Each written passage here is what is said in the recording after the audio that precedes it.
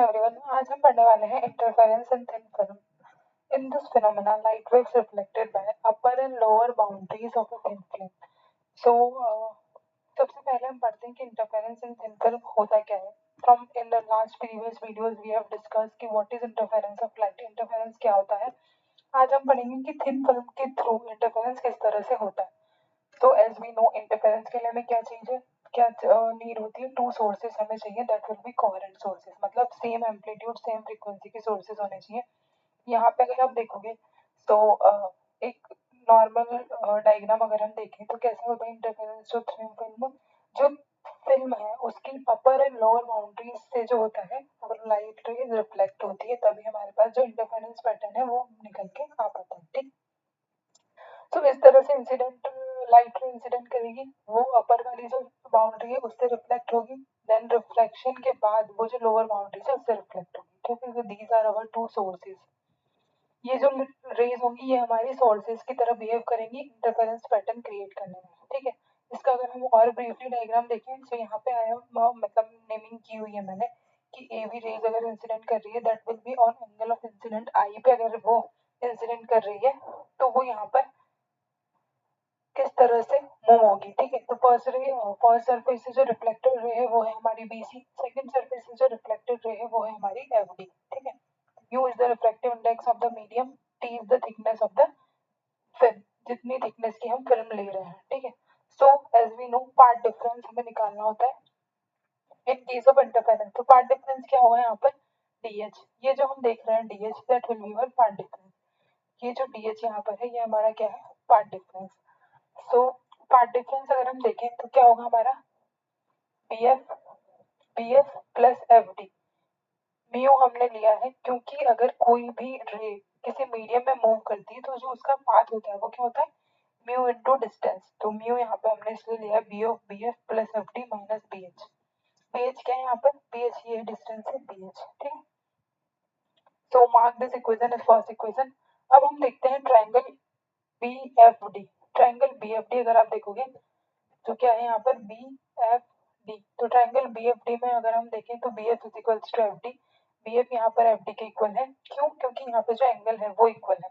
So cos r will be is equals to FD upon BF।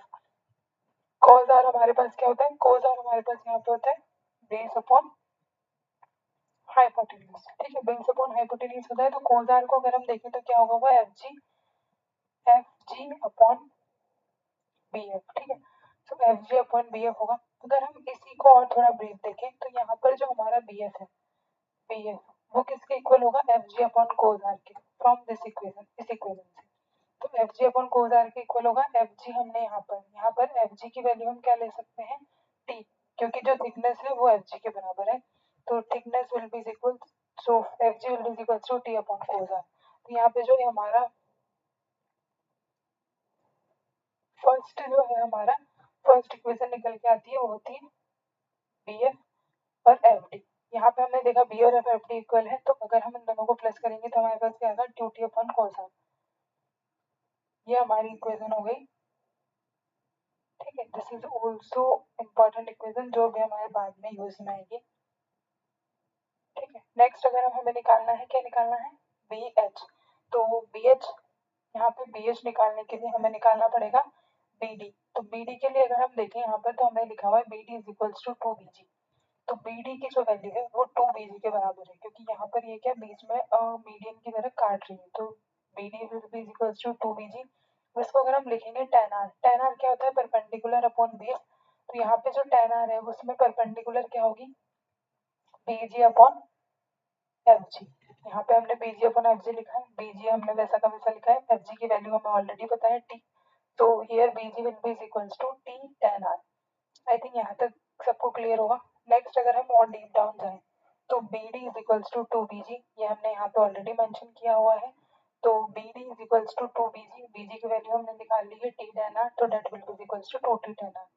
अब हम देखेंगे in triangle BHD। अब BHD वाला ट्रायंगल कौन सा है, इन ट्रायंगल BHD में अगर हम देखें तो ये वाला जो पूरा एंगल है वो कितना है, 90 डिग्री।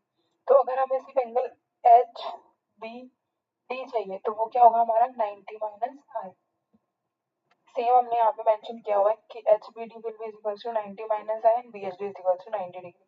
अब हम देखते हैं sine I.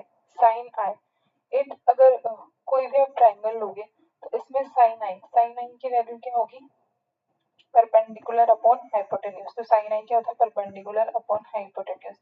So that will be equals to B H upon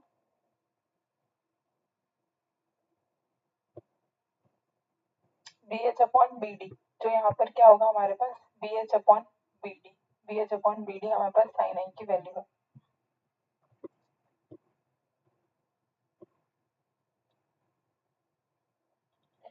ठीक है। So B H upon B D हमने यहाँ पे निकाल लिया है। अब जो बी एच होगा, बी एच क्या होगा, बी डी साइन आई। बी एच अगर हम यहाँ से लेके तो बी डी साइन आई होगा, और बी डी की वैल्यू हमें ऑलरेडी पता है, जो हमने यहाँ पर निकाली हुई है बी डी की वैल्यू। बी डी की वैल्यू यहाँ से आप लिखोगे 2t tan r sin r। ठीक है। So mu is equals to sine I upon sine r.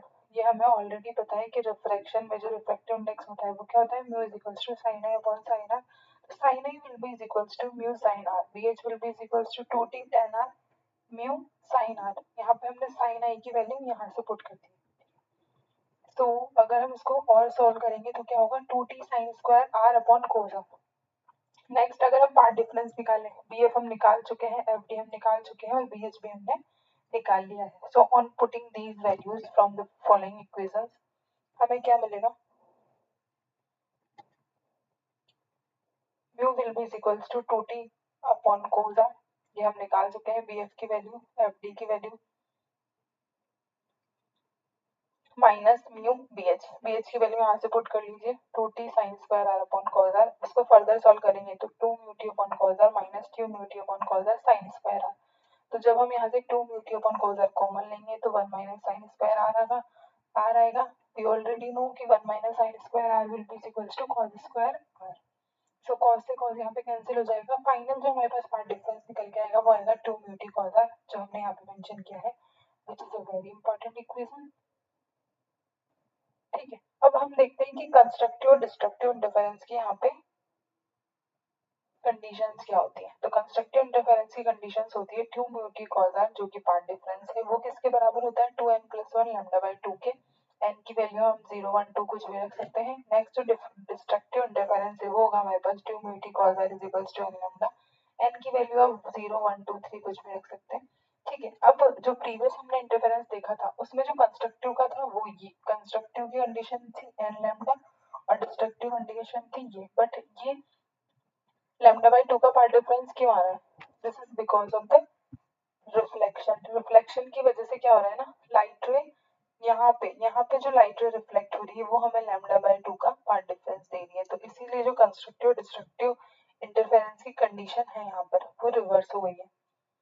तो आई होप आप लोगों को समझ आया होगा। Thank you so much everyone, please like share and subscribe.